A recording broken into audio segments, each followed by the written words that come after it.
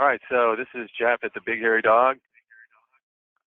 and this is a webinar from Big Hairy Dog on version 9 RPro Auto Utilities.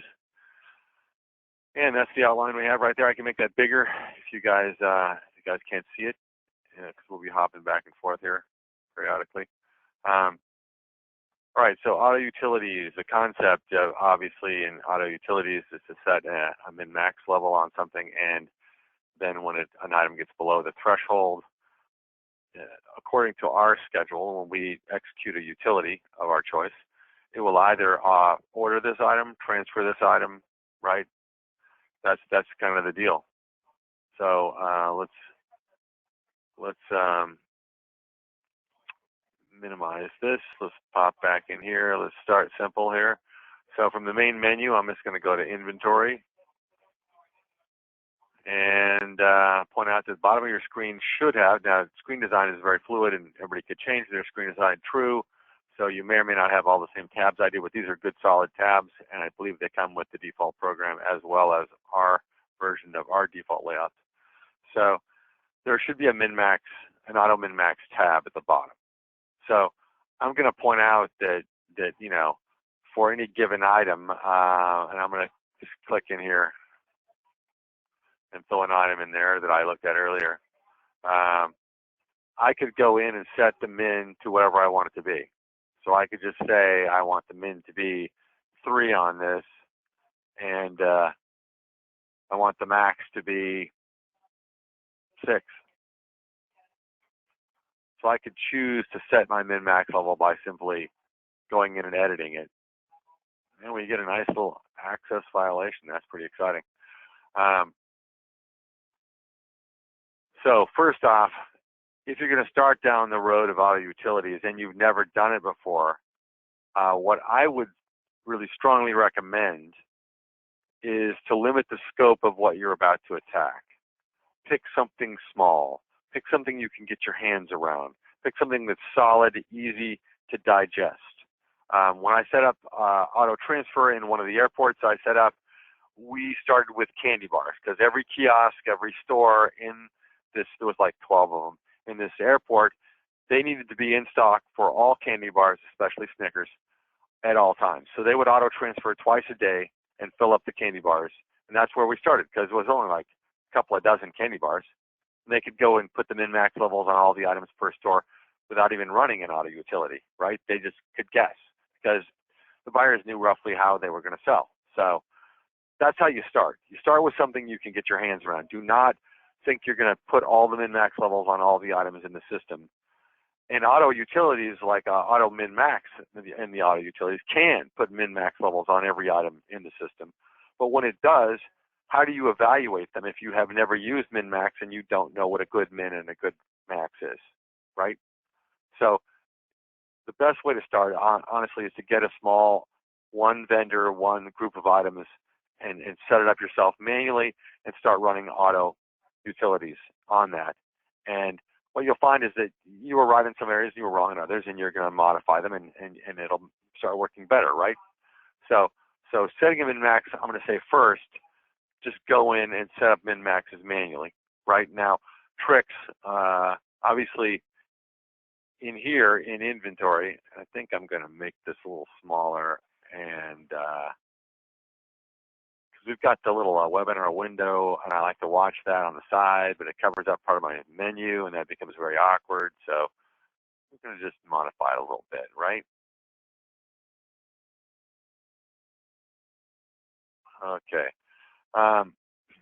So in here, if I had multiple stores and I had my button on my screen, I'm going to add the button right now.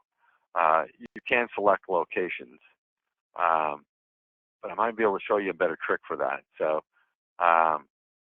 if we have the select location button, we can switch from one store to another store, and then I have to set the min-max level again for the next store, right? That's the obvious, simple answer there, right? Now, let's talk about this item. This item looks like it's a shoe, sneaker, part of a style. So I'm going to try going to style view here. This is not a webinar on style entry or how to use styles per se, but the style has a very neat trick for min-max that I definitely like to exploit. And this machine is not the fastest machine. In fact, it's a little bit old, and I just upgraded to Windows 10, so I'm hurting it a little bit here, but that's okay. It's good for it, right? So if you have a style, and let's say that you have multiple locations, and you want to edit the min-max, and on a style, this works really well, by the way. What we would do is, well, first off, here I can be on any location, including I can be on all locations. Now, right now I'm seeing the on-hand, correct, for all locations, but I don't have to see the on-hand. There's a thing called grid values that lets me reorient the grid to min or max. So now, for each store, for each size, or for each size, for each store, for each color, depending on how you want to do it, right? But you can switch it back and forth. And then you could edit the min-max levels in here. You could edit all the mins for a whole style, for all locations, for all colors. Then you can flip over back to your grid values and go to store max and do the same thing for max. And it's a much faster process. Now this might be a little overkill. We got way too many colors, and who puts colors on sneakers anyway? So this is clearly just sandbox data that we threw in here while we were squirreling around, and not terribly good data. So let's go down and see here. Like these are the stores we actually use here.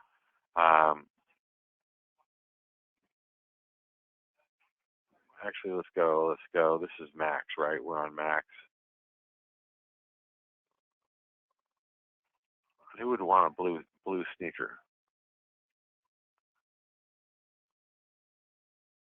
All right, that's probably good for that. Let's pop back over to, well, we should probably do this too, right? So we were on, obviously, this location a minute ago. So we'll do the same thing here for a little bit. Probably going to be enough. So let's hop over to grid values, go to our min, and we'll stick with the same stores because those stores, all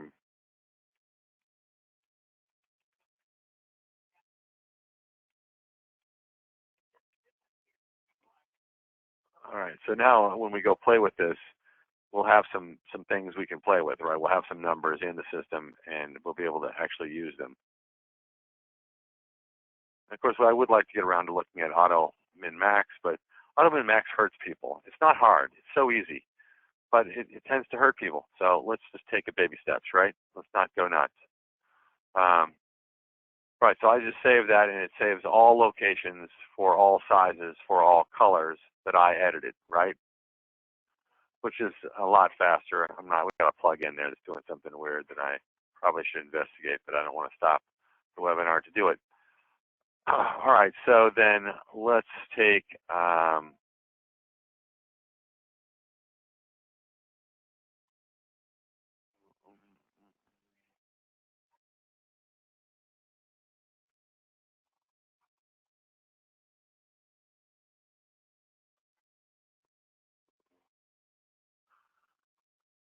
okay, let's give this a number in description too. Let's just, whatever, XJ1, 2, 3, 4, 5, 6 or something, right? I just want to give it something that I think we can filter by and play with so we can see how those things work, right? All right, so does everybody know what an access violation is? Since we seem to be being plagued by them, let's talk about them for a quick second and exit here. An access violation is where memory is being used, something is saved in memory, and the computer goes back to retrieve that piece of information and can't find it where it thought it was, and so thus an access violation. So it's really not unlike me walking out to the garage and saying, why am I here? Right. I think we've all done that. So the best way to get rid of one typically is to just exit RPro and come back in. Like, let go of the memory and go take some memory again, right? That's usually the best answer for that. So Now, of course, I have to wait for RPro to open back up, and we currently do not have anything in the chat. All right, fine.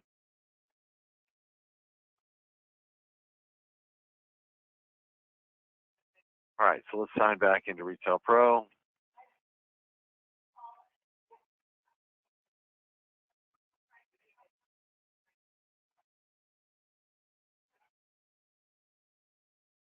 All right, so while nothing's loading, let's pop into here. So auto PO then. So let's say we were going to run an auto PO on that or more, right? And with auto PO and with min maxes, you definitely want to get a schedule down, like an order frequency type thing. You want to know what your plan is. I'm sure that anybody who's a buyer already has a plan of some sorts, and so it'd just be really modifying the plan to include auto PO. So if I go to purchasing auto PO, and this really has to be the simplest utility, I think, to run of the three pieces. I think this is the easiest. So we'll walk through it though and step through it. If you guys have questions, hop in the chat or tell me and I'll unmute you. All right, so in here I'm going to order for these two. This is where I put them in maxes, right? So I'm going to put those, I'm going to check off those two locations. I'm thinking I want to do a multi-store and have it delivered to the SFO warehouse. So I'm going to call this a marked for. So it'll know what's going to each location, but it'll only put it on one PO. You could do it either way. You could say, look, I want single store POs. I want you to make two POs going directly to drop ship to each store, right? It's a choice, right, on how you do it. Depends on where you are and geographically how you distribute your products, right? So I'm going to go ahead and say like go with that, and then we could make a nice, pretty, like we could make the we could make the PO number be pretty optionally, or just leave it numeric. This is just what goes on the PO. So this is like the buyer's name, right? So my name is Jeff, and today's date, and ship it 1 day after today's date, and use cancel date of 30 days after today's date, right? That's all this is, or a note if you want to put a note in there. This considers things that are already in play, like if I had transfer orders in, and I don't here. If I had sales orders from customers, but again, I don't. But if you have special orders, and you have a min level, and you bring stuff in for the min level, but it just fills with special orders and you're out of business again, then you should be analyzing your special orders, right? So I'm going to say next here. This, in my opinion, is maybe one of the most important screens in auto PO. Now, the top section I don't use, really, to be honest. I don't use the filter here. Could, but I don't.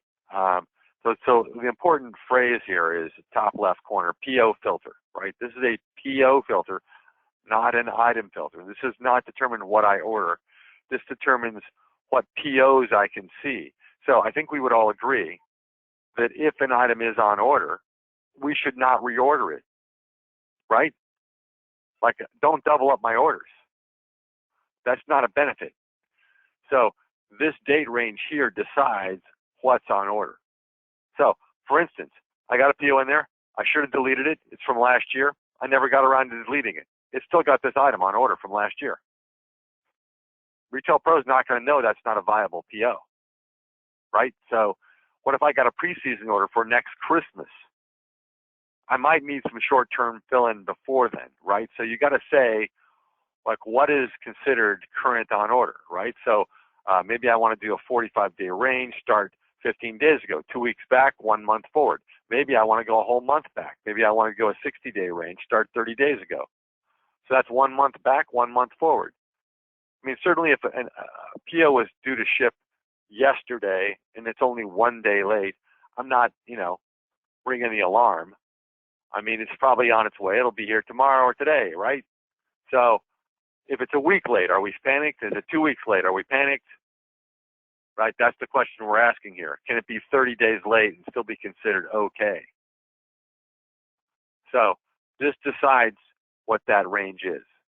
Typically, we only have 1 date range, but you could exclude one in the middle if you had a weird date you wanted to take out for some reason, and I can't think of what that would be in purchasing.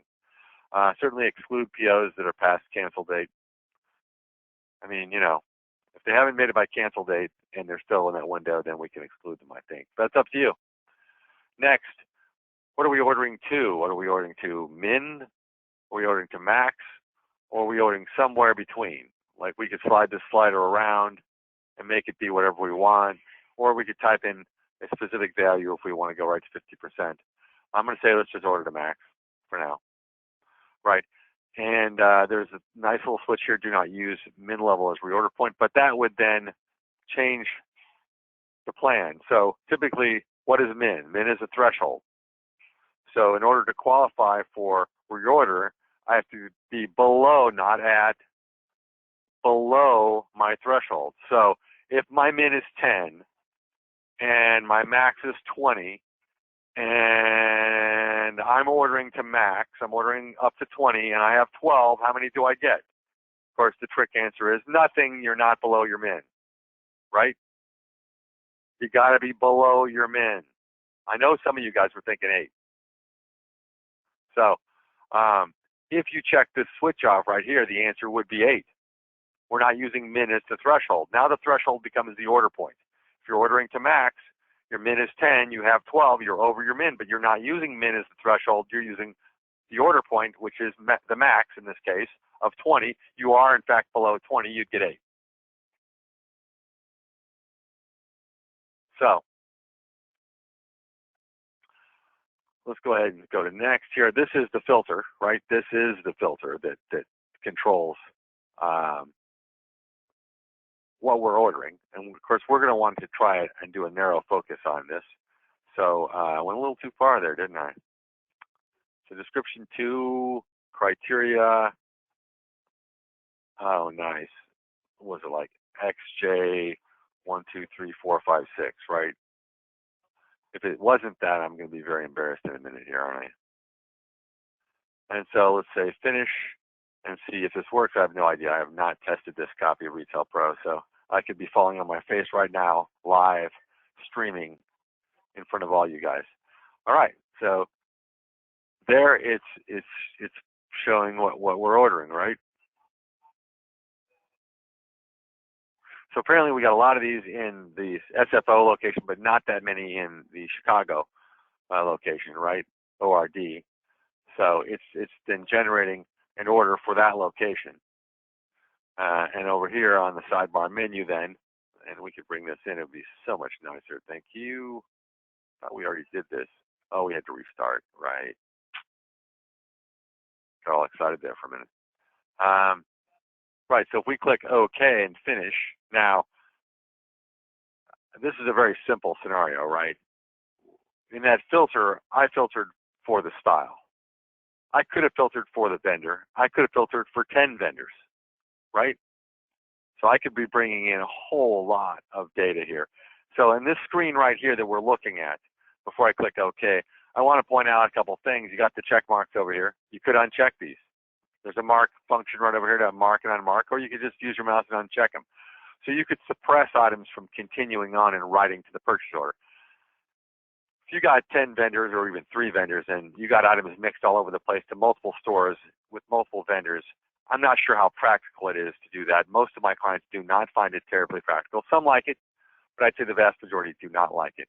What most people find easier is to go ahead and generate the order, go to the orders, see the order we just generated, and edit it like you would edit any other order, right? So there we did this fancy thing with the vendor code and the date and a number, right? So that's the vendor code there, NB, and then 0225 is the date, then 1441 is the sequential number, right? So I could now go to form view, and I could go to edit, and I could edit this thing, and I could add items, and I could take away items, and I could modify them, and I could reallocate them. I could write this PO. I just got a leg up, and it filled in all the items I was low on because of the min-max levels, right? That's the beauty of min-max. So for any item that we need to carry all the time, like if I'm selling a men's suits, I don't know that I would have the men's suit on a min-max. That's a fashion item, but certainly the socks and the briefs and the t-shirts and certain ties maybe. There's a whole lot of things, the that I might need to have. I don't know if that's a good example, but you get where I'm going. It's the accessory pieces. It's the everyday impulse items. It's the items you should not run out of stock on. You don't want to spend your buying juices and mental capacity chasing down chapstick, if that makes sense to everybody. So, all right, so then let's move on, I guess. So any questions on auto PO? Should we run back through that again? Did that make sense to everybody? Not seeing anything in the chat. Wait a second, we have a hand. That's exciting. Where is the hand? Oh, there it is. Yay, I'm unmuted. You are unmuted, yes. I am. Thank you. All right, so I think you answered my question further on. I wanted to know the benefit of putting in a max, because in our business, the max varies depending on the season. Football season is, clearly we want more merchandise in, but then when you went through it, I see that I could order 75% of max. So that answered my question. So thank you. Right, and that's kind of a good point though, because with the seasonal product, it gets a bit dicey. So even if it wasn't seasonal, I still would like to have a max. So for instance, what if I wanted to have a dozen, and if I set my max at a dozen, if business were ever to pick up beyond the normal point, I would not be able to react above that except to order more often. So if I set my min at 6, my max at 18, and I plan to order to 50% between, right? Right. Then, I mean, I could always order 50% between, or I could slide it up to 60%, right? Right. Okay. The tricky thing for me is the threshold. Like the min is more critical. So, in the busy season, can you wait till you're below 6 to reorder? No. Right. So maybe you set the min to 8. Maybe 8's okay for a reorder point for both fast and busy and slow seasons. But maybe in the slow season, you're only ordering to 8. Okay. You're ordering to min. That's the tricky part. And you can use auto min max to reanalyze. So, totally up to you on that. Thank you. Not a problem. Thank you. I appreciate when people jump in and have comments. If you don't understand it, somebody else out there is doing the same thing, right? Yeah. So, all right. So then I guess we're going to keep going, and so everybody else seems like they've been answering that they're pretty good on things. So I think that we will, while we're on the auto piece here, what do we have here? Well, let's try it. We'll give it a shot. Auto transfer is the other piece in auto utilities. Now, auto transfer and auto PO are amazingly similar. I mean, I'm going to tell you, you're going to see a lot of similarities here. Slightly different, but we're going to go in and try an auto transfer. So hypothetically, if I ordered a PO and I had multiple stores, and I ordered it like I did, a multi-store PO with allocation. So it might be ordering 100, but it knows that 2 of those go here, 5 of those go there, 26 go to this store, 50 go to that store, right? But do I need to do anything with that allocation? Do I need to generate an auto transfer? If I'm ordering off min-max levels, and we know the min-max levels already for all stores, all I need to do is drop it in the warehouse and run auto TO. Once it's on hand in my distribution point, then I can just have this utility here, send it out on an as-need basis. So anyway, let's bop through this one real quick and see what you guys think. All right, so I just clicked into transfers, auto transfer. I click next. So this wants to know what we're generating. I like held slips, big fan of held slips. Held slips are nice because they're held. I can go pull this product, I can print it, I can go pull it. If I change my mind while pulling it, it says I should pull 5, but they come in inner packs of 6. Okay, I'm going to pull 6. I don't want to pull 5 out of the box, right? Then I'm going to be coming back and taking it off hold and changing a couple of items, right? So I like held slips, they're cool. However, they do not pull. So if I'm generating this at my office and my warehouse is a physical different location, and I need to pull this over to the warehouse, that'd be much wiser to do a transfer order. A transfer order will pull, and then they can execute that at any location you send it to, right? And it's very similar. It can also be modified and then updated, right? So the worst one that I don't ever use, really, to be honest, is transfer slips. If you make a transfer slip, it's done. There's no correcting it, right? That's past the point of no return, right? So I guess we'll leave it on transfer order for now. The rest of this is just what goes on the document, right? Who's the person executing it? What's the date? When's the ship date? Today. Notes. Next. So what is the source, right? The warehouse, right? Do I want to filter it? Mostly, no. I probably don't want to filter it, right? Now, there is sometimes some logistical concerns with filtering. So I have clients, one client I'm thinking of in particular that has two distinct businesses, that's tennis shoes and t-shirts. Kind of a good combination for business. But pulling tennis shoes, you need a flatbed, and pulling t-shirts, you need like a big fabric like basket on wheels, right? So logistically, you can't really pull them at the same time. You see what I'm saying? And they're in different parts of the warehouse. So they typically would have filtered their auto transfer for the hard lines and then for the soft lines, right? Anyway, available to distribute 100% unless you're holding stuff back, right? I'm not doing any forced distribution or anything like that. This is just feeding the stores. If I'm closing a store, I might do something like that. But then again, do I take into account old transfer orders? And that's a tricky one. Most of the people that I see doing transfer orders, it's one and done, right? Like they fire the thing off and they fill what they can at that moment. And then if they can't fill it today, they're running another one tomorrow. We're not going back and trying to resurrect old transfer orders. So if they delete them, that's fine. But if they don't delete them and it sees them, you know what I mean? I would say no, don't see them. Like I'm not going back to the one from yesterday, probably. Depends on how you want to run it, right? But if you didn't meet the need yesterday and you run it again today, it's going to pop up again, right?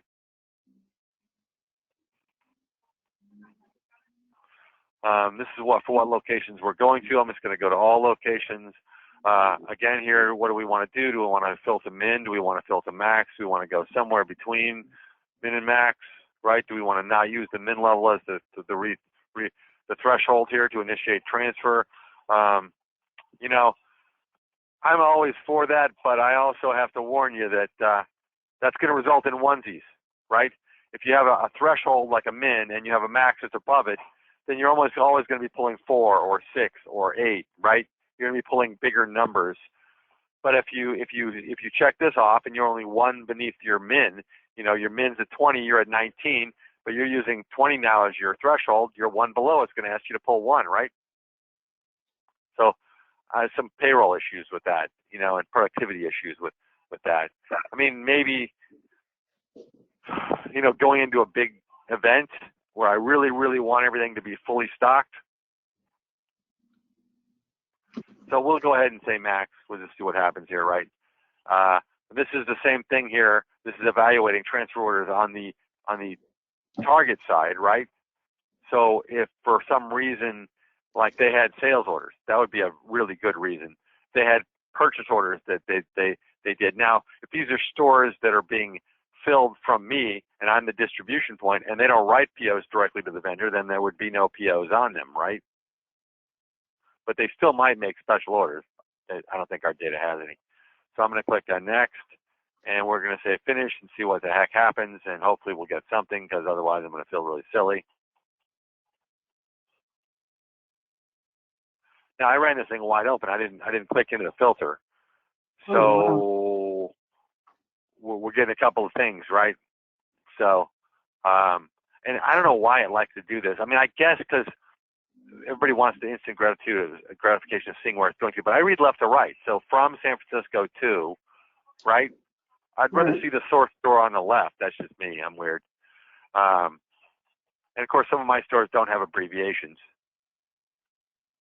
And again, we could suppress any of this if we wanted to unmark it, right? We could say unselect, or we could just use the mouse, the way we all natively use mice, right? So if we click OK here, it'll create transfer order. And then if we go to transfers transfer order, we should have something that we just created on today's date. And we do right there, and we go to form view. Right, so every item now you can see the allocation down below. Oh, there's some good items, right? So here you see this item here, and you see how it tracks, right? When you touch an item down here and click on it, it moves around. See that? Now I realize now that I've got to go change a setting in here. This box was built on one of our sales reps' data, and obviously her preferences, and her preferences are whacked. So you see up here on the top, we've got ALU, and then we're using our ALU as our item number, as most people do in version 9, right? And we could rename it if we want. But down here, the preference is set to use the old version 8 item number field, which is blank because this data wasn't created on version 8. So let's just back out of here and let's tweak that really quick so that it makes a little bit more sense to me and everybody watching. And so let's go down here to transfers, and right, first column should be ALU, right? Now they should match. While we're here, we probably should peek at this right here. Like, this is not a setting I would use. So at the top here, like, we generated a transfer order, right? So this first setting says method for generating transfer slips from a transfer order, right?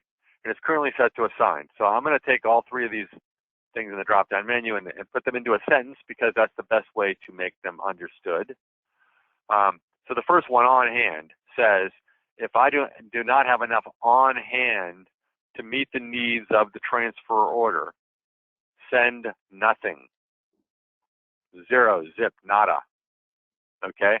The next one, assigned, says, if I do not have enough on hand in the source location, right, to meet the transfer order requirements, go ahead and send it anyway. I'll fix it later. Just send what I assigned. I got it. Maybe that's okay, and I have clients that use that, but they're in control and they know what they're doing, and it actually works pretty well. For them, it's just a matter of the stuff's there, it's sitting on the floor. The receiving guy hasn't received it yet, but they want to start the transfers. You know what I mean? So the best one probably is optimize. Optimize says if you don't have enough in the source inventory to meet the transfer order requirements, send what you have. Allocate it out as evenly as possible. That's probably the choice I'd be using. So I'm going to click update here. We're going to go back and look at the transfer order. All right, so back here, the transfer order form view, this should make a lot more sense now, right? Now at the bottom here, you see like 000121, and when I touch it down here, it highlights up here, right? If I touch it up here, it highlights down here. So you can see the allocation, so you can tie these together. Now, obviously, if I had a screen this big in real life, these screens here, these postage stamp screens, were designed for 1024 by 768, which honestly, when we designed them, was the standard. It still pretty much is at point of sale. Not so much in the back office now. 24-inch monitors are just so cheap. Everybody's got big monitors. Most people have 2 big monitors, right? So if you have a lot of space, you want to open the thing up. Right now, we can see the allocation a little better here. Why is San Francisco grayed out? I know most of you guys can't talk, and you probably don't want to throw in the chat. So I'll answer the question. You can't transfer it to yourself, right? Right. I mean, that's just kind of a no-brainer here, right? San Francisco is the source, so they can't have an allocation. Now, they can on a purchase order, but they can't on a transfer. And when you pass them over from a purchase order to a transfer, it just drops the allocated portion to the source store. Leaves it there, in other words, right? Doesn't send it out. Right, so from here, we could do a couple of things. We could go pick this merchandise, right? What do I even have here? Do I have anything That was probably a mistake. All right, so Blue I could go. I clicked print, but these I'm not going to waste our time with these. I have better ones, but these are probably not them. I have some very good print jobs. I don't know if you guys do much with transfer orders. Does anybody out there, does anybody print those? Do you guys print transfer orders much? We do. Well, all right, fair enough then. Good answer. All right, hang on a second. Let me just grab something then. We just print it, so we send somebody, say, go find these things, and once they find them, then we update it as a slip. Oh, you have little faith here. Hold on. I didn't realize this did not have any decent designs. All right, so let me grab something here from another location. Okay.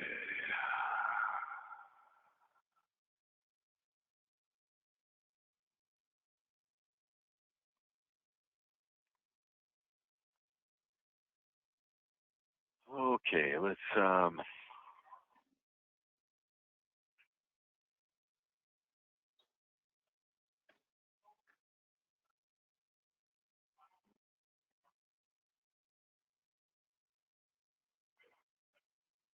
all right, so there's some TO designs.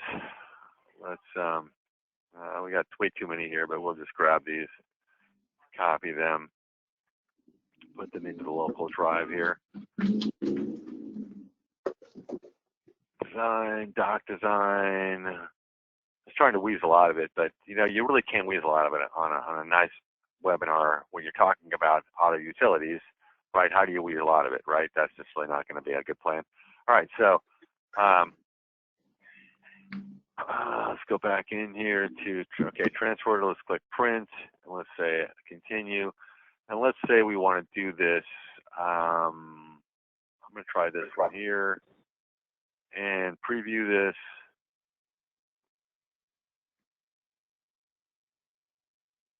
So either you do it by store or by item. If you've got items allocated to many locations, many stores, and of course paper size is blowing things up here, but I don't even know if we need the price. It's not even printed. But you see on the left-hand side that this has the store number. It's also got the old item number on it, which I thought was changed out for ALU, but is not. But the point is that this here groups by store, right? Then it stops and breaks and subtotals by store and goes to the next store. So this one takes your transfer order, breaks it out by store, and so I'm saying to Johnny, you're going to pull store 2, and Timmy, you're going to pull store 3, and Susie, you're going to pull store 4, right? So that's one method of dividing up the work and printing this out so that it makes sense. The other option would be to print it by item by store, right? So if we do a by item, then we're looking at like this here. Let's see if it works. I might have had too much data on this thing, right?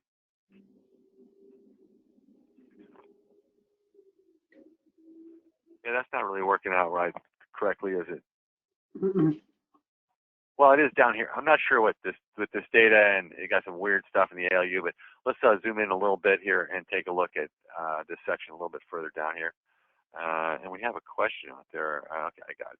Perfect. We're good. Okay, so let's just slide down a little bit here. Right, so right there, you see how like 9955 repeats on the left-hand side here? Mm-hmm. And then so 9955 for store 2, 9955 for store 3, 9955 for ORD, right? Then it starts into 965 and shows what's going to each location for that one. So you see I'm grouping it by item first, and now in this case I'm breaking it by style, it looks like. So you see sneakers are in one and the Tommy suit, whatever is in the other. And it looks like there's just not any allocations to anywhere but Chicago, right? That's what's going on in the first one. So if you were working your way down these, you take the first SKU, you'd grab 8, put it in this section for that store, put 5 in that staging area, and put another 8 in that staging area, right? Then you'd go to the next item. Most people use it by store. Some people like this. Some people it works for limited, but most people do it by store. And these are all designs. I just pull them off my other machine and sort of drop them in off the cuff so they're not fully ironed out. Usually I throw those in, and if I'm working with you and we're designing a print job, and then we go pick the one that's closest to our end goal, and then we clean it up, right? We make it do exactly what you want to do. And now, in here, we got a couple of choices, right, for how to complete this. One, we could modify this, right? We could go in here and say that we're going to change that to a 2, right? And I could take one of these over here back if I wanted to. If I only have so many to give, I could change the allocation, is what I'm saying, right? So you could go out and pull them, make yourself notes, come back, change the allocation, and then generate the transfer slips, right? That would be the way you would generate them from here. So now before I do that, I want to quickly show you that you could also, like this has a transfer order number, right there. And really most people don't do this too much. So I'm just going to touch on this real quick, and we'll come back and generate the slips in a second, right? But as you can receive against a purchase order, as you can sell against a sales order, so too could you transfer against a transfer order, right? So you could reference it here, and this screen is just messed up, isn't it? It's like overwriting. I'm not even sure what's going on. TO items, right? We would go out and select the items, and then we would update it. I'm not really in favor of that for the most part, and I'm not really in favor of what we're about to do either, to be honest. Well, here, follow my logic here. I print the list. In a perfect world, what they would do is they'd have a scanner in their hand. They'd have like a little Foundry Logic, like iPod or the Zebra TC20 or something, and they would scan as they're pulling. Okay. I mean, what if they pull the wrong thing, and they don't know they pulled the wrong thing, and they just go into the transfer order and they say generate slips. Yeah, that's what I transferred. I transferred all that stuff right there. So in the paper, it says we transfer the right thing, but physically we transfer the wrong thing. You follow? Yep. So if they collect the data in the scanner as they pull it, at least they're transferring what they pulled. And then tomorrow, if I run an auto transfer again, it'll pick up the need for those items that we did not send, that they thought they sent. So honestly, I'm kind of more in favor of, with transfers, it's so easy to make mistakes. You got to have 2 sets of eyes on the process, or you got to have a double check, either a scanner and a person or 2 people, right? So if one person picks it and I'm not scanning it, then I'm gonna give it to somebody else to scan into a transfer and pack it, right? Right. And if they've got the pick sheet that I used and they're scanning it in, they're going, what the hell? Wait a second, these aren't on the slip. Why am I scanning these in here? They're going to kick it back and say, dude, you got the wrong item. So anyway, I'm going to say no, don't. Would you like to print a copy of each slip? Sure, I would. And see if it actually does anything here. Oh, that's terrible. That's the deal. So of course we don't have any good transfer slip designs either. Oh, that would be too easy, wouldn't it? This is the default from the developer. It's a little stark. It's not bad. It's just not good, right?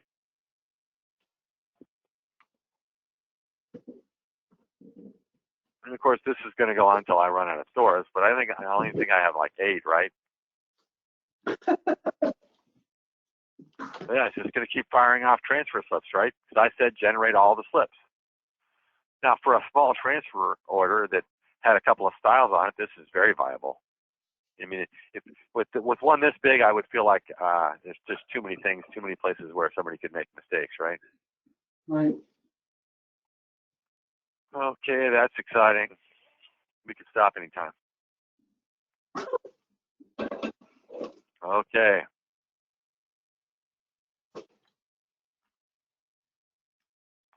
As always, be careful what you ask for, right?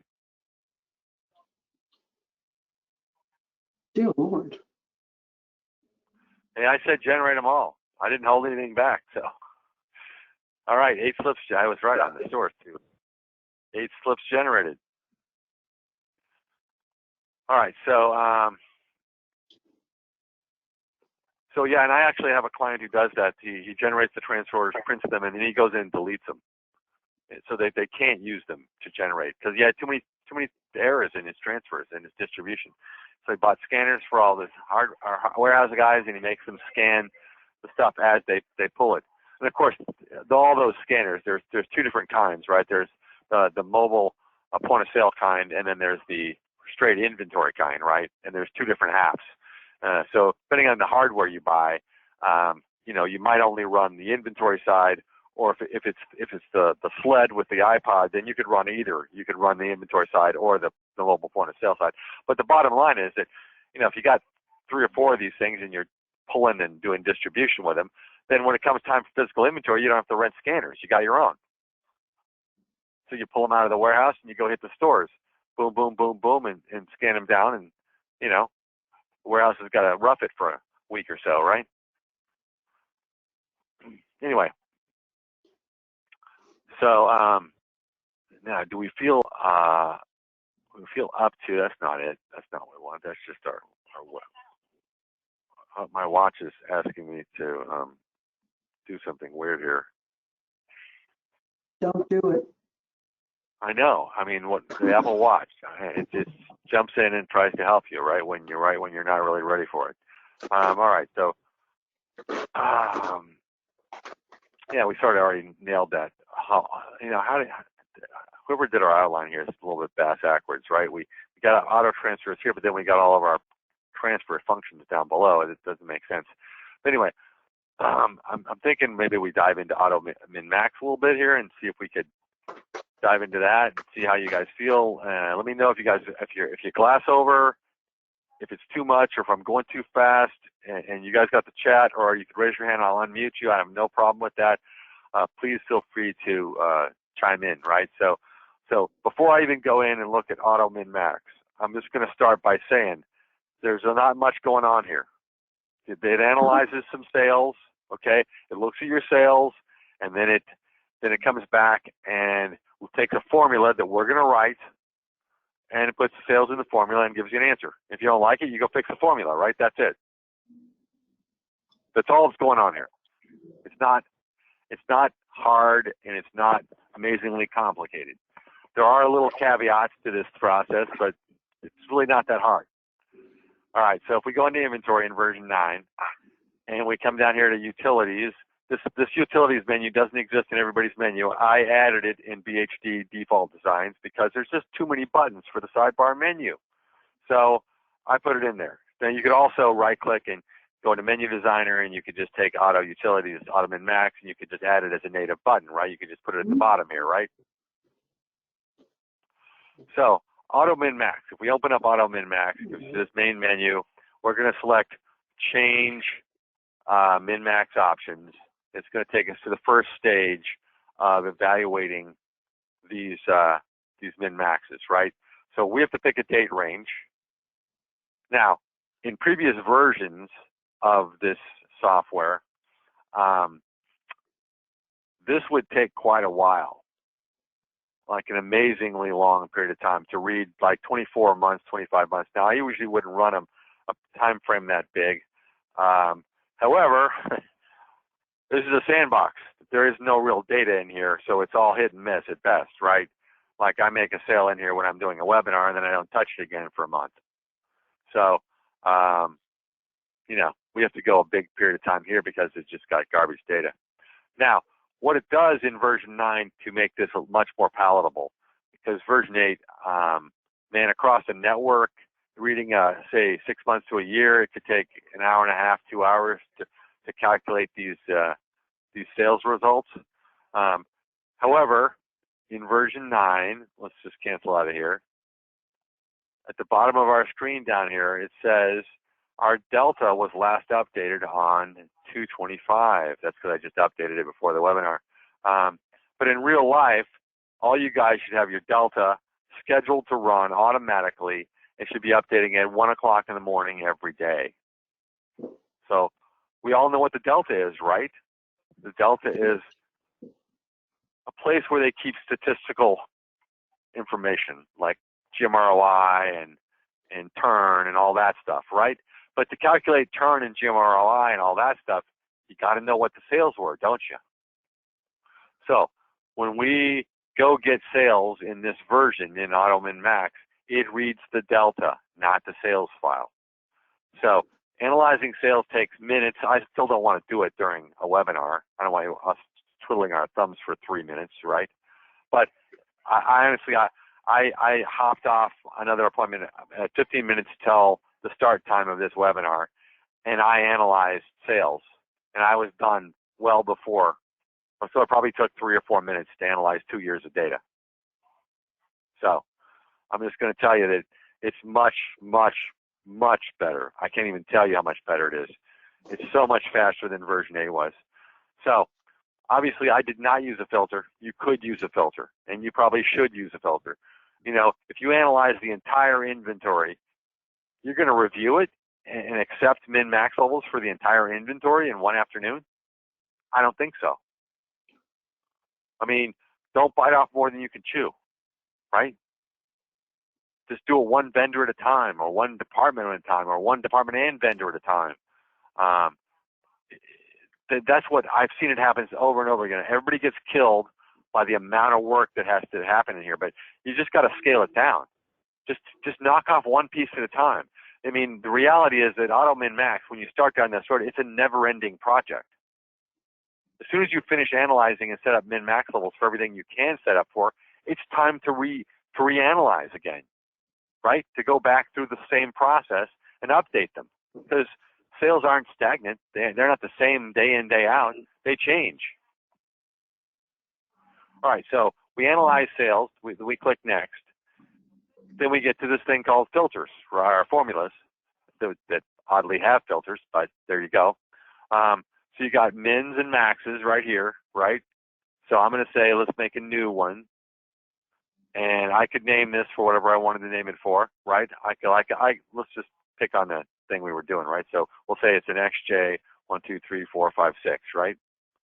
And I could then go over here to filter, and I could say manage filters, and I could say take a filter, copy it, and let's call this filter, yes, that's right, XJ 1, 2, 3, 4, 5, 6, right? And then in that filter, I'm going to clear it. I'm going to put into description 2, that's right, XJ 1, 2, 3, 4, 5, 6. So you see, I could set this up as specific as I want, right?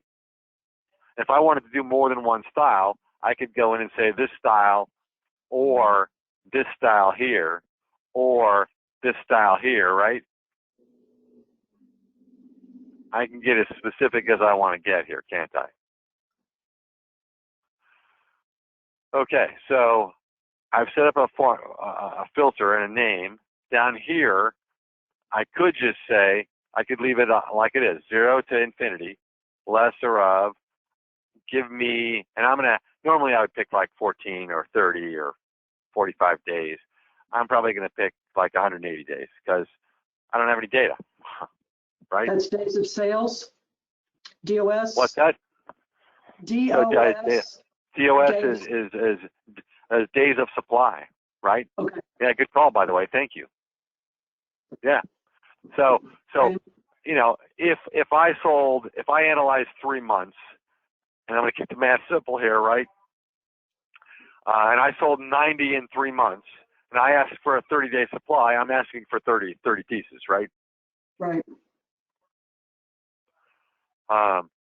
So, I mean, I don't even know if this is going to work. Now, quantity is useful, but quantity is more useful if you're limiting how low. Right now, I'm saying choose the lesser of, which means I'll let it go to 0. Now, let's say that this style here was a core style, and I needed to be in stock, like an Air Force One Jordan white tennis shoe. There are some clients that I have that they've said, like, we can never be out of stock on any size in this shoe, period. Like, this is the dress shoe of tennis shoes. People come in for this shoe. We got to have it in stock, period. In that case, we would flip this the other way. We would say choose the greater of whatever my day supply is, or 1. So if I didn't sell any at all, if I sold none in the entire time period, a 30-day supply would be 0, but it would choose the greater of 0 or 1. It would choose 1. You follow? Okay. So if I let it go to 0, I can leave it on lesser of. Like if you didn't sell it, then I don't need a min on it, right? Right. But if I'm going to filter to a specific style, and I need that style to be in stock, 100% at all stores, all the time. Now, if I sell a lot of them, I want the min to go up. I mean, you know, in the middle of the bell curve at a size 10.5 on a shoe, yeah, I got to keep 3 or 4 on hand, right? And when I get down to 2 or so, I should be ordering to get back to 3 or 4. But for the size 15 and 16, I have 1 to show, right? When it goes, I'll get another one in. So we set up our filters. So this is the min, this is the max, right? They're right next to each other. So if we're going to do min at 180 and 1, I'm going to do a max at say 270, which are really ridiculous numbers, and 1. In real life, you know, if you had real data, you'd be looking at more like if you're thinking about days of supply, right? You got to think about 2 things: lead time and order frequency, right? So let's say hypothetically this vendor I order on the 1st of every month. Okay, what if it falls below the min level on the 2nd of the month? Then I got to wait a whole month before I get another evaluation of whether I need more stock, right? So if it takes then 2 weeks to get the stock, minimum days of supply would be 6 weeks, right? Right.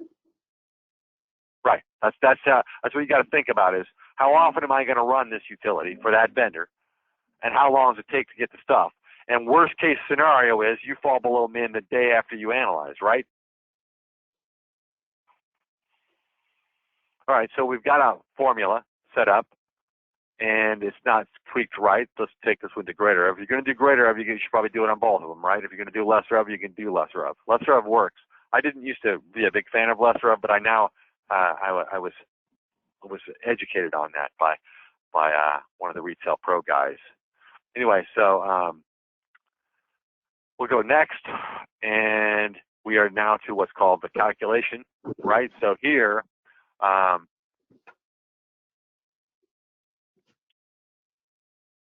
yeah, all right. So I'm not going to use either one of these. I'm not going to round the min-max levels up. You can. I don't think it hurts anything. But I'm not overriding the filter. You could go to edit here and edit a filter, and you could override this filter. But I think the whole point in having filters attached to formulas is to target specific sections of your inventory in different ways, right? So I'm not a big fan of just overriding the thing. So I'm going to click down here, calculate levels. And it's done.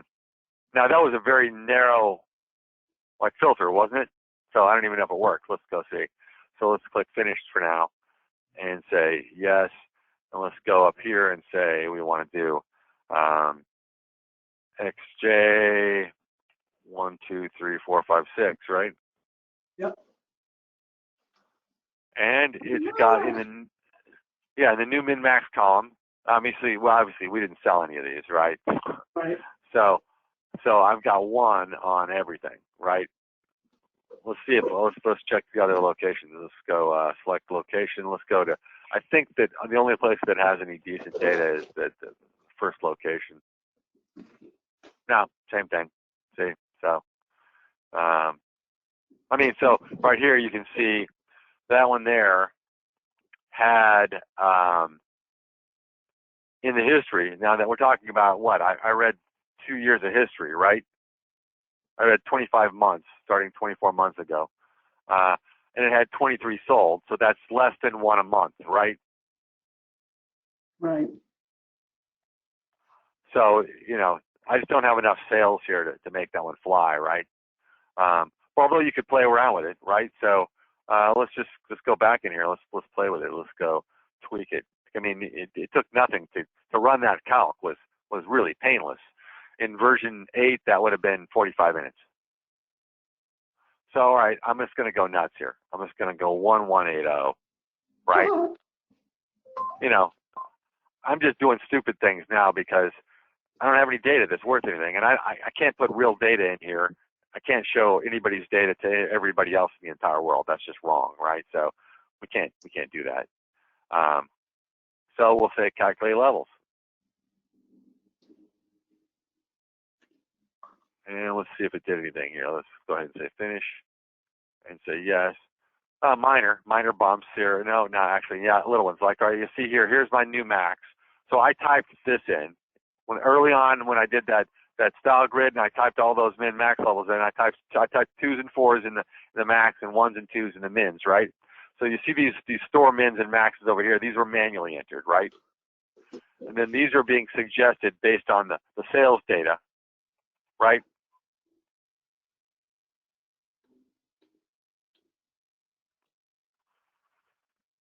So, I mean, it did go up. I mean, I've got 3s and 2s and stuff like that. But of course, I have no data, so I had to go to ridiculous amounts to get even a response here, right? So what I hope I'm showing you guys is to get in and play with the formula and click calculate and go look at the results, right? See what you think of them, right? I mean, you don't want to accept these numbers until you agree with them, right? Now, how do you know these are good numbers? Well, you don't unless you manually put some min-max levels in and started doing auto PO with those things, right? So if you're running auto PO and you're like, crap, I'm always out of stock on those items, then you're going to go bump those numbers up, aren't you? And you're going to keep running auto PO until it's filling in your need and not overfilling in your need, right? So once you've got a set of numbers on a product and you know those numbers are working, then you go in and play with auto min max and you build a formula and you see what it kicks out in the new min, in the new max and the new min columns, right? There's the new max column, and over here is the new min column. So you see what these columns are kicking out for you, and compared to numbers that you already are using that you know work, right? And sometimes it starts to get pretty cool because sometimes the system catches something that you missed. You know what I mean? And you're like, whoa, well, yeah, I forgot about that. But that's right. That should be happening. Right. So now let's talk about oddities and things that can happen that would not happen with this data set here. So I told you guys that I ran the date range pretty wide, right? And you can see the start and end date right here, right? So February 1, 2018 to February 29th, 2020, that's 25 months starting 24 months ago, right? Now, if this date over here, and I added this date to the screen, first received date, not a commonly used field, sometimes used a little bit in filtering for older merchandise, right? But if the first received date bisects these numbers, it will then change your rate of sale. What the hell does that mean? Well, let's say in the old days, it seems like those Harry Potter books were really popular when they'd come out. People would stand in line like at midnight to buy them, right? If you then ran a min-max on one of those, and it was first received a week ago, and you sold through everything you had in a day, it would think you could maintain that rate of sale all year, wouldn't it? I mean, it's not that bright. You follow what I'm saying? Right. So in my analysis, there's basically 700, almost 800 days in this analysis, right? 25 months times 30, right? But if this thing here had a date of, say, 2/20/2020, then there would only be 5 days in the calculation for the rate of sale. And if I sold, 100, it would think I could sell 100 in every 5 days. So what you'll see is every now and then you'll see like 2 items that have the same amount sold, like they'll both have the same number in the sold column, but it'll be suggesting a really high min and max for one of them. When you see that and you're like, hey, something's fishy there, look over here, make sure you have on your screen the first received date, because I'll bet you that one of those items that's getting a high suggestion was received recently, and it just doesn't have the same, the math is not working out, right? In which case, if it's a similar item and it's got similar demographics, then you should just adjust the numbers down to what you know is going to work, right? Right. Nobody should forget that they're the people. You guys we're the people, we make decisions, right? The computer is not all-knowing and all-smart. It does exactly what we tell it to, and that's sometimes good and that's sometimes not so good. So, but min-max can be a lot of fun. I mean, really, it's just sales formula calc. That's all it is. Play with it, screw around with it. Now, once you get to a point where you say, hey, it's actually starting to make sense to me, I like this number, I shouldn't have escaped out, should I? We're going to go back in. Then we get to this point where we're time to accept the numbers, right? So let's go to utilities, auto min-max. And in here, you'll see is update min-max, right? So here, I could say I'm going to use my XJ123456 filter, right? Because I created a new filter. It's now in my drop-down menu, right? And what am I updating? Quantities only or all? Well, if I had something that was at a min of 10 and it slowed down and now the suggestion is 0 because I'm not selling it anymore, I might want it to go to 0, right? Probably all items. Check off who I'm going to affect, right? And click update min max. Now what will happen in the background is that, okay, well, we saw it a minute ago. Let's just update it and we'll go filter for it again. It'll wipe out the new min max column and move everything that was in the min max column, the new min max column over. So let's put our XJ 1, 2, 3, 4, 5, 6 back in. And what we should see now is that the new min is blank. It is, right? And the new max is blank. And the numbers I typed in the style grid earlier are gone. They've been obliterated, right? Right. So I copied over the top of those, and I've adopted those suggested min-max levels from the auto min-max tool, and now I could use them. Now, back in here, let's make sure we dot all the I's, cross all the T's, right? You could also clear min-max. You could clear you could clear the sales analysis. You could clear the new mins. You could clear the current min-max, right? You could filter for that too. Pretty handy, you know what I mean? Cancel, yes. And I should probably have canceled that far back, huh? You can also copy. So the copy min-max is typically from one store to another for whatever you're filtering for, right? So you could, if you had a new store opening and you wanted to copy all the min-max from a similar type size store, you could copy the min-max over to that store because you can't run auto min-max if you got no sales history, right?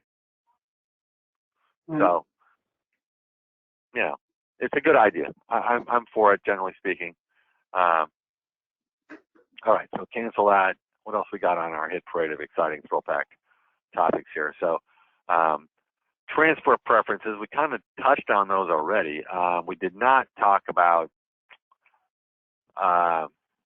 in-slips and out-slips, but that's really more like transfers. Unless somebody has a need for that, I would probably think that's beyond the scope of what we're really talking about. Multi-store POs, we did not talk about that. We probably should talk about that. That is actually pretty slick. So, okay, let's go back in here. Now, before I move on, any other questions? Did I not cover something well enough?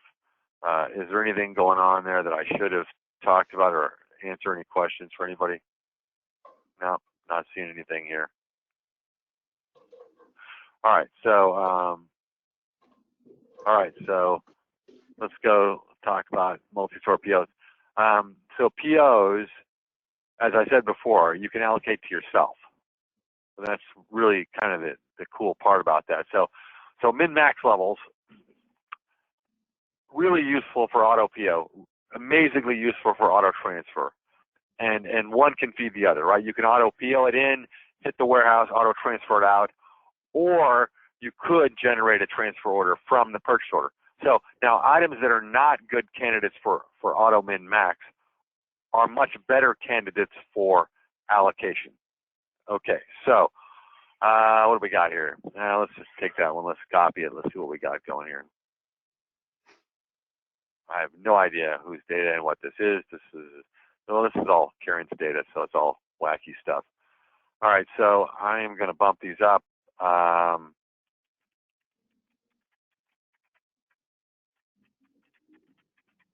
Let's just change it around a little bit, right?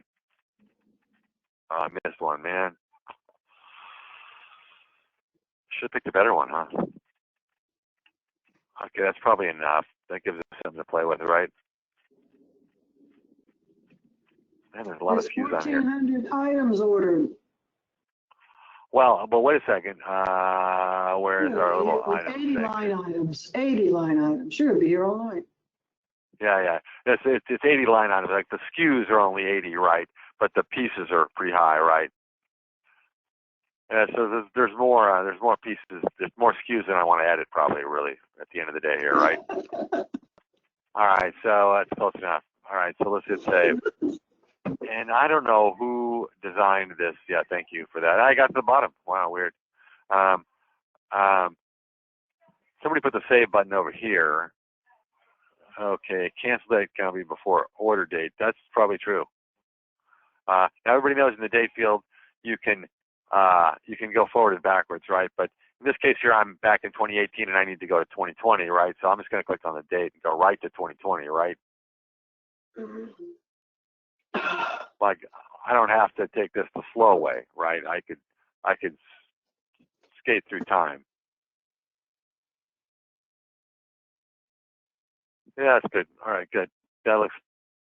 Oh man, 4 days off. Man, that's wrong. That is just wrong. I should look at that little circle thing, right? All right, so let's try that. Let's hit save now. All right, so it's happy now, right? So let's say that I'm buying this stuff and I want to send it to all stores. It's not on MinMax. I've never had it before. I'm bringing it in for the first time, but I want to have a distribution plan. And I'm the buyer, and I know the product. I know it better than the guys in the warehouse, which is not saying a lot, probably. All right, so then we have this thing called allocation pattern. So here I could decide, like, and so you see in here different patterns, right? So like in sunblock, maybe these stores don't carry sunblock. You know, they need a lot of sunblock in Chicago. You know, I mean, it could happen. I'm picking on Chicago. I used to live there.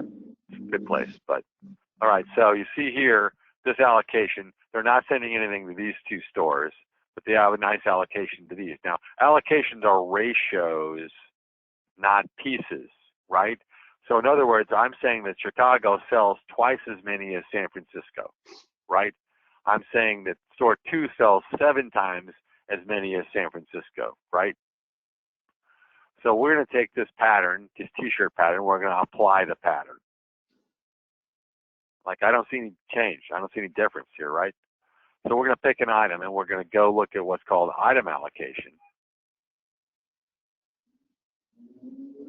And you see, for the 55 pieces I ordered, here is the breakout of how it's divided those up. Right? And this one's getting 2, this one's getting 6. That's roughly 8 times more, right? Right. But, you know, it had a few extra pieces to give. It gave them to the store that's going to sell them, right? So it's divided up all the stuff here, right? And in this case, I do have an allocation to myself. Like if I'm receiving this in SFO, I am getting an allocation here. I can allocate to myself here. And I could modify that, by the way. I didn't. But most times when you're allocating, you use the allocation pattern as a rough allocation. And then if there's items on there that you really care about, and you say, you know what, I do care about that, and I do want to take those 2 pieces off that, and I want to give them to this location because I think they can do better with that. You can do that. You can go move it around and buy. Now, if you up the quantity, if you just add, it's going to change your total order quantity, right? But if you take 2 away and add 2 there, or whatever you want to do, right, it's not going to change your order quantity. Follow? Yep. I mean, it's going to do what you tell us to do, unfortunately. All right, so up here, I'm going to make sure this is a marked for PO, right? And that it's got my preferred ship to location on it to it, which in some cases I'm using AutoTO to distribute out of. In some cases I'm using this method here. So I'm going to go ahead and save that.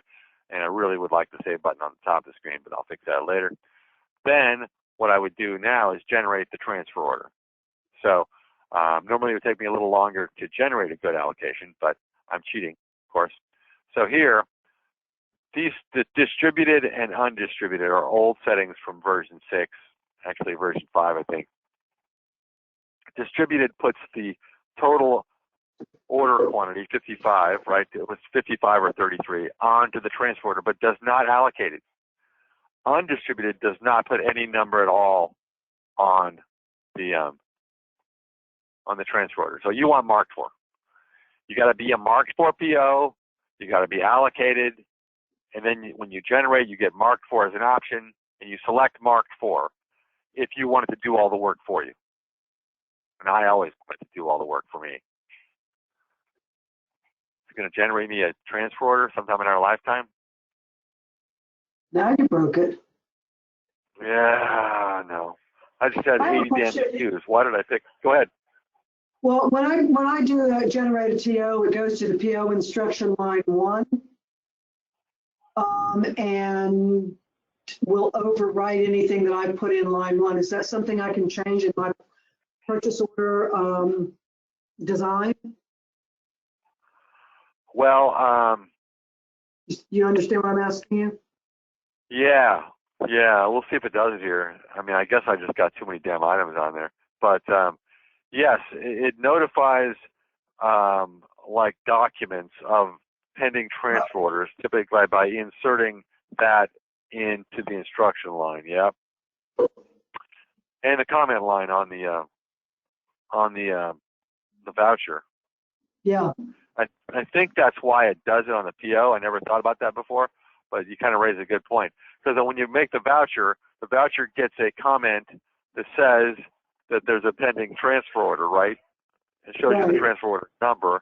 And I think that must come from it overriding your PO instructions. So I start my PO instructions on the second line if I wanted to actually print out on the actual PO. Yeah, if you're doing a lot of this allocation, I would say, yeah, just put a dot in or something simple like that in line 1. Let the dot hold the instruction line for you, and there it did exactly what you said it was going to do. Okay. So you know what that tells me. In version 8, it used to have a pop-up that said there's a pending transfer order number, and in version 9, it did not have that pop-up. I logged a bug, and they said they fixed it. Now I know how they fixed it, right? They just put a comment on the PO. Yay! Well, it's a cheap way of doing it. They didn't want to write the whole pop-up window thing, so they just wrote it to the PO instructions, which automatically transfers to the voucher. So that's awkward. It's sleazy. But that was like 4 years ago, so it's kind of too late for me to call them to the mat on that. You know what I mean? Okay. It might be a little late. And I don't think they would change it anyway. They just laughed me out, right? Well, we just start with the instructions on the second line. I mean, it was something we found out just through trial and error. But yes, that would be the wise choice there at this point, because I know that they would not change that even if I begged them. Although they would enjoy me begging, but they would not change it. Right, so now we have a transfer order, right? So once these items were received, and maybe we should receive it too, right? So if we go to purchasing voucher, so for everybody else who's following along here,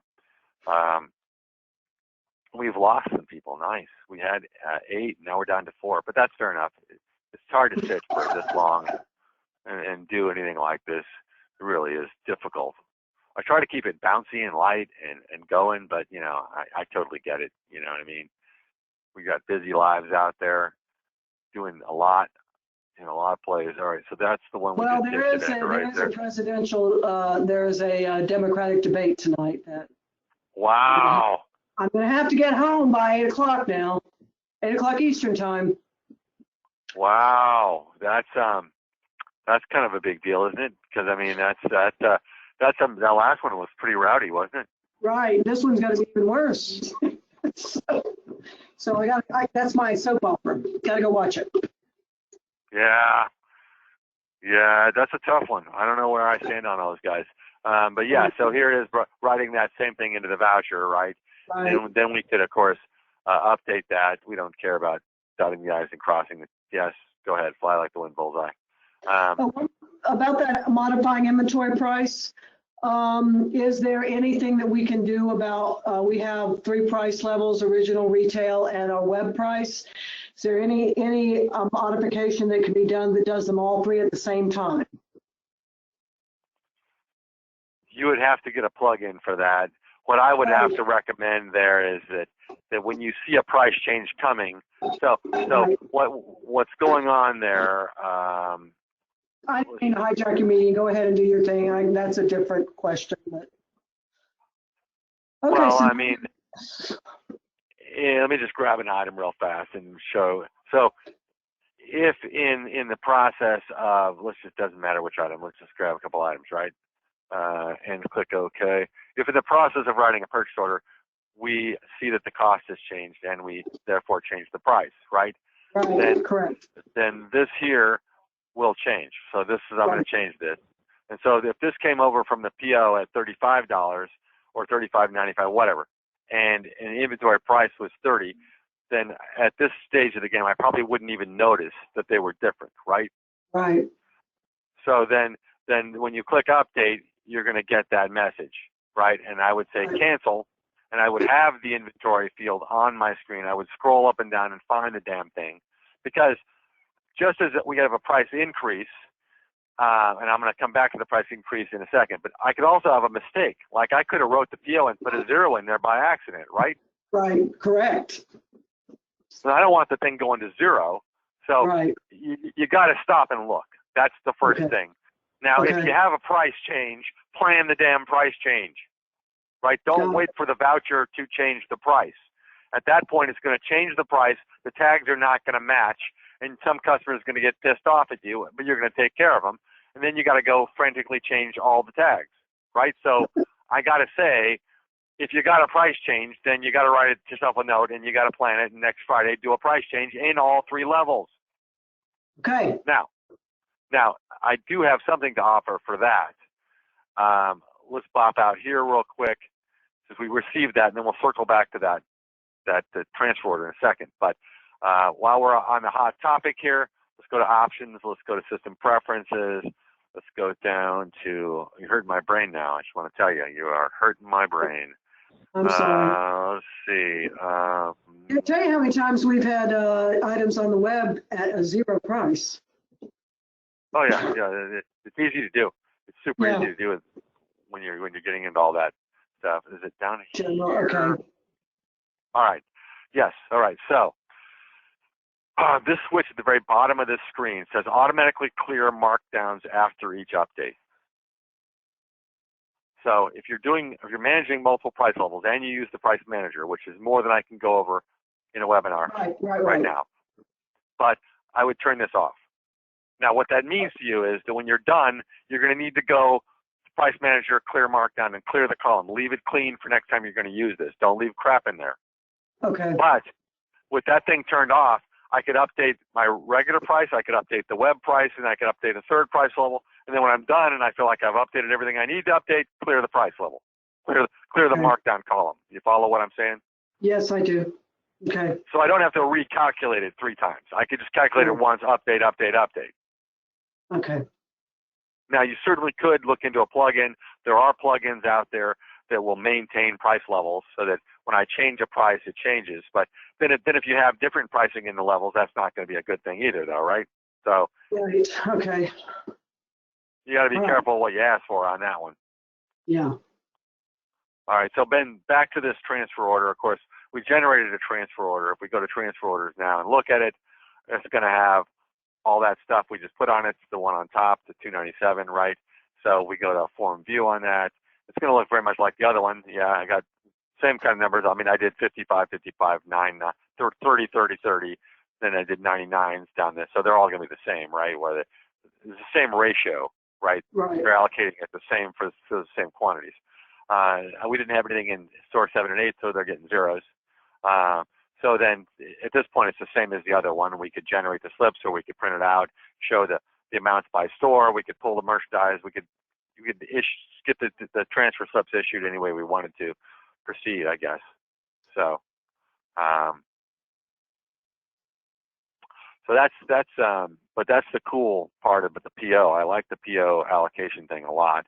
But again, be very careful here, because what was allocated to San Francisco here is not showing up at all, but it's still allocated to San Francisco on the PO. That means when it's received, it just stays in that location, right? Right. So, and that's the thing, you can't transfer to yourself. So if we generated that whole thing from here, San Francisco would never get any. They would allocate them all out to all the other stores based on the ratios in the allocation pattern. So it would have divvied those 2 or 3 pieces up that San Francisco was getting into the other stores.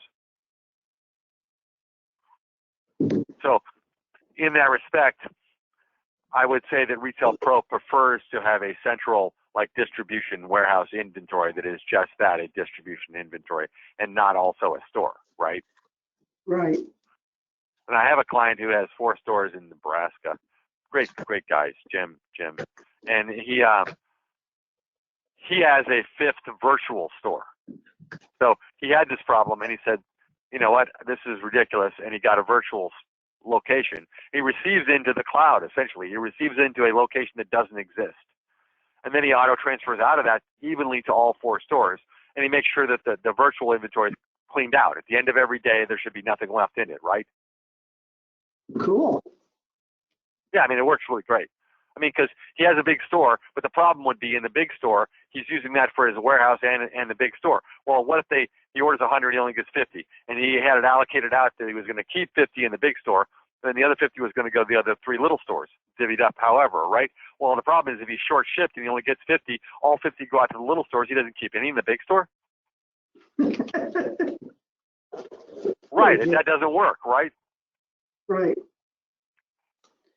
So, unless you change the TO or receive against the TO. Well, it would work if you wrote the whole thing originally on a PO and the PO transferred the stuff over. Well, even then it doesn't work, right?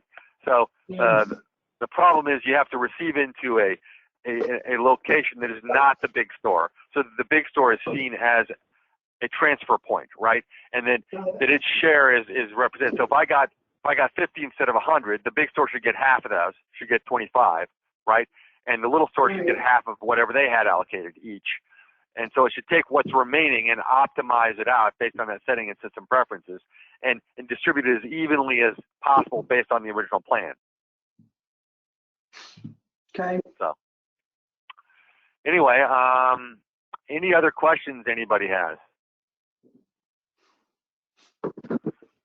So I guess if there's no other questions, I don't really think I have much more to go over, right? We've talked about dropship in Mark IV, and we went through everything else. I guess I'm going to say thank you guys for jumping in and joining me on today's webinar. Can you hear anybody else? I cannot. I can uncheck their little goodies. Well, thank you very much. You actually have cleared up some things. I'm going to start with the min-maxes tomorrow. Excellent. Yes, that's a wonderful thing to do. Start easy. Start simple. Right. Do not take it too fast. Doing our basics that we never want to be out of stock. We'll start there. And, because that's easy to do. So, yes. Thank you very much. You should never be out of stock on. All right. You have a great one. Everybody have a great evening. Enjoy. Thank you. All right. Take care. Bye-bye. Bye-bye.